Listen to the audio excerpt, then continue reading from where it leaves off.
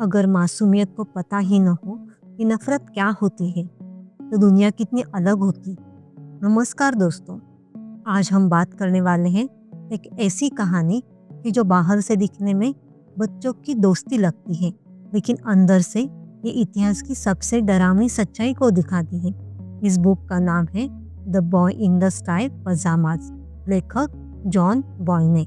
ये कहानी हमें ले जाती है वर्ल्ड वॉर सेकेंड के समय और दिखाती है कि जंग, नफरत और सिस्टम मासूम जिंदगियों के साथ क्या कर सकते हैं। ये एक मार्मिक ऐतिहासिक उपन्यास है जो द्वितीय विश्व युद्ध और हॉलोकॉस्ट की भयावहता को एक 9 वर्षीय जर्मन बच्चे ब्रूनो की मासूमियत आंखों से दिखाता है।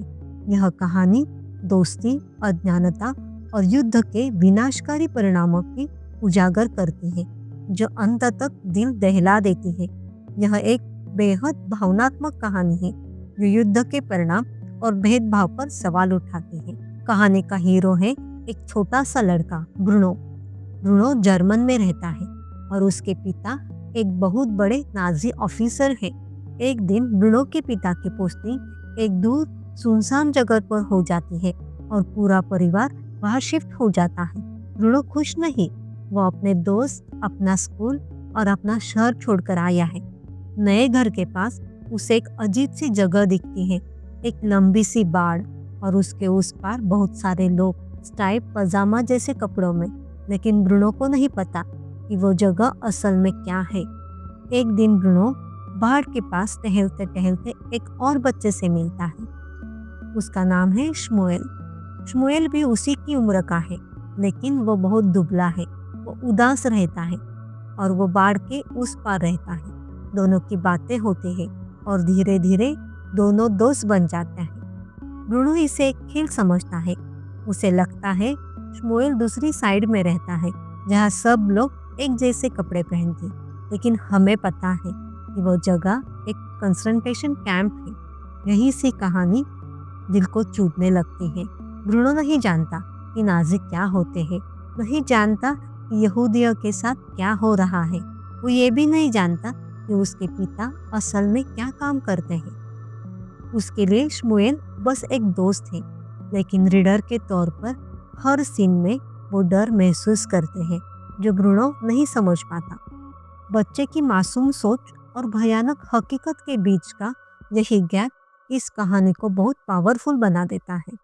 ये बुक जंग को डायरेक्ट एक्सप्लेन नहीं करती, लेकिन हर जगह जंग की परछाई दिखती है।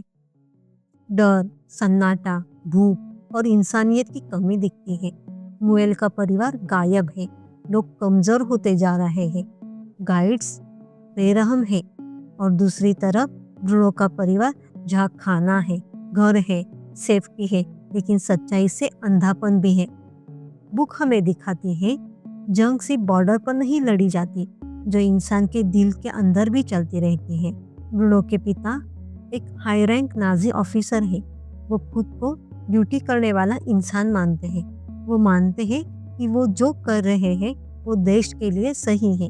लेकिन बुक एक बड़ा सवाल उठाती है, क्या सिर्फ ऑर्डर फॉलो करना इंसान को बेगुनाह बना देता है? यहाँ कोई लाउड भाषण नहीं है, बस साइलेंट तरीके से दिखाया गया है कि सिस्टम अच्छे दिखने वाले लोगों से भी भयानक काम करवा लेती है। इस कहानी का एंड बहुत शांत है, लेकिन बहुत ज़्यादा दर्दनाक है। कोई ड्रामेटिक म्यूजिक नहीं, कोई हीरो वाला मूवमेंट नहीं, बस एक ऐसा सीन जो आपको चुप करा देता है। ये एंड में हमें दिलाता है जंग में सिर्फ दुश्मन नहीं मरते, मासूम लोग भी मरते हैं और कई बार सबसे ज़्यादा कीमत वही चुकाते हैं जिन्हें कुछ भी समझ नहीं आता। जॉन बॉयने की राइटिंग बहुत सिंपल है, बहुत इनोसेंट लगती है, लेकिन अंदर से वो बहुत शार्प है। कहानी बच्चे की नज़र से लिखी गई है, इसलिए भाषा आसान है, लेकिन इमोशनल बहुत भारी है। ये बुक आपको रुलाने की कोशिश नहीं करती, बस सच दिखाती है और वह काफ़ी होता है।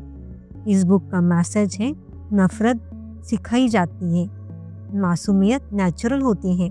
बच्चे धर्म नहीं जानते, बच्चे जात नहीं जानते, बच्चे दुश्मनी नहीं जानते, लेकिन दुनिया उन्हें सिखा देती है।